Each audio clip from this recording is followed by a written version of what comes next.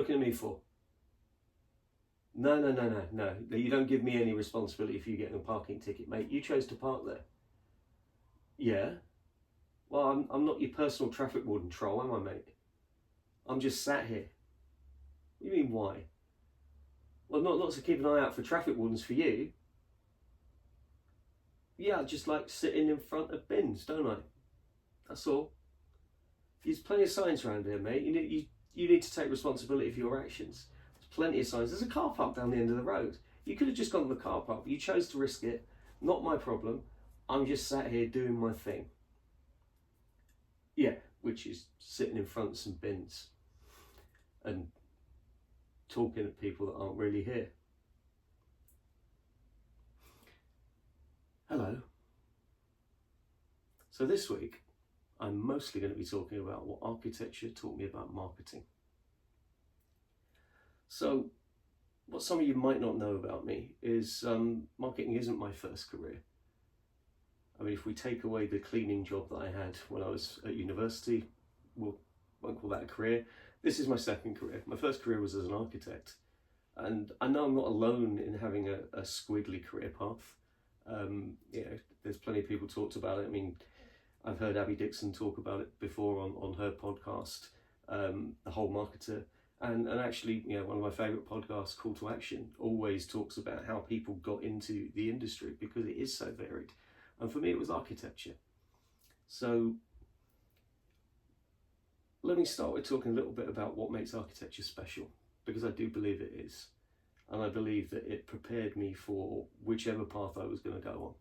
And actually, in some ways, architecture prepares you better for not being an architect than it prepares you for being an architect. There's the irony. But so, architecture is the only one of the classic professions, which it is, that is also a fine art. It has a special place. Maybe that's one of the reasons it takes so long to qualify. 7 years to qualify. I didn't do the final piece. Worked in architecture, studied in architecture, even taught in architecture, but didn't get around to do the final piece because I suddenly made my way into this career, marketing. But what's really interesting about it is that more than anything, I think as a course, it promotes and teaches you curiosity. You want to learn about everything.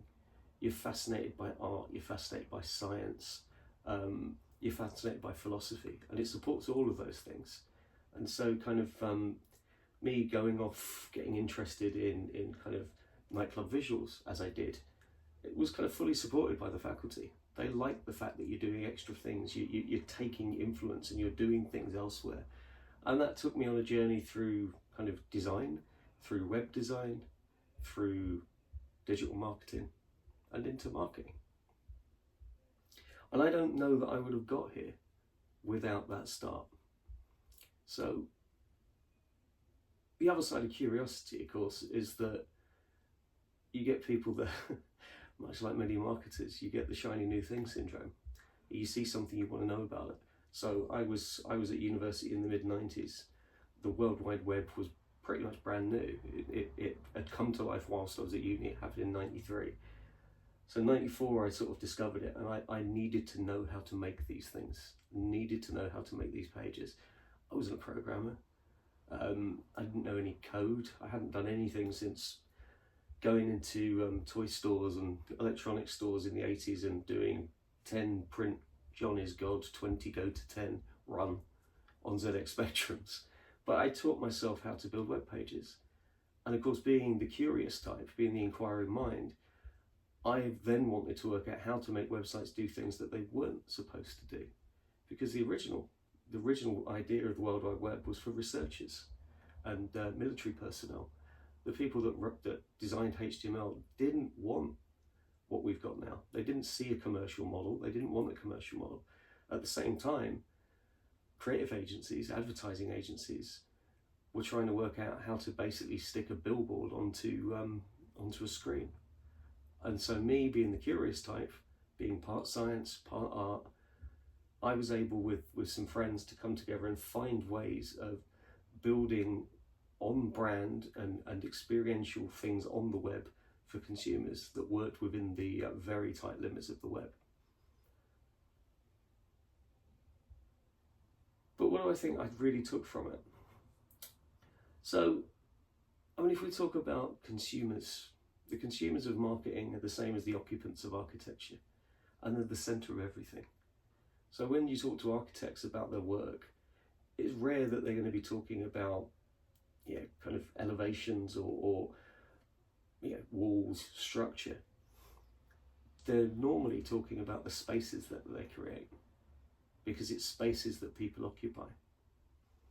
In the same way as we look at consumer experiences, it's the experiences they occupy. It's all about them. It's not about imposing on them.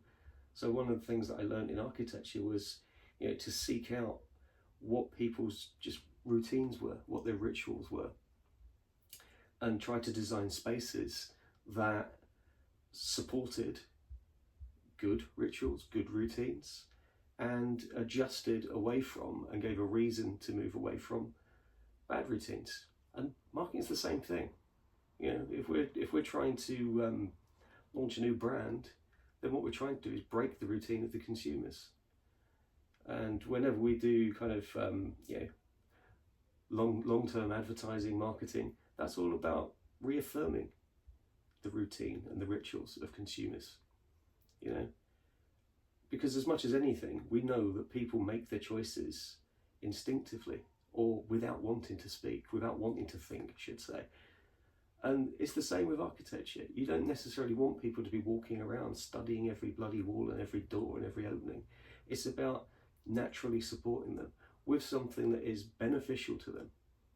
So for me, that idea of routine and ritual in marketing, in life, in advertising, and in architecture is fundamental. It's absolutely fundamental.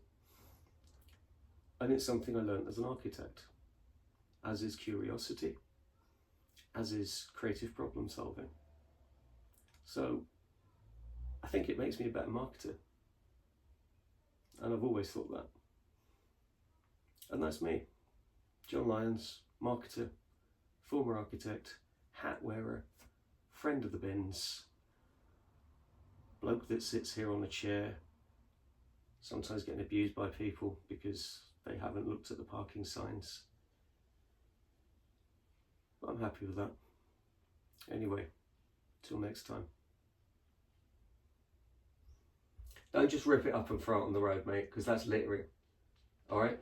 You better pay your bloody fine. Look, they've got your license number. You're not going to get away with it.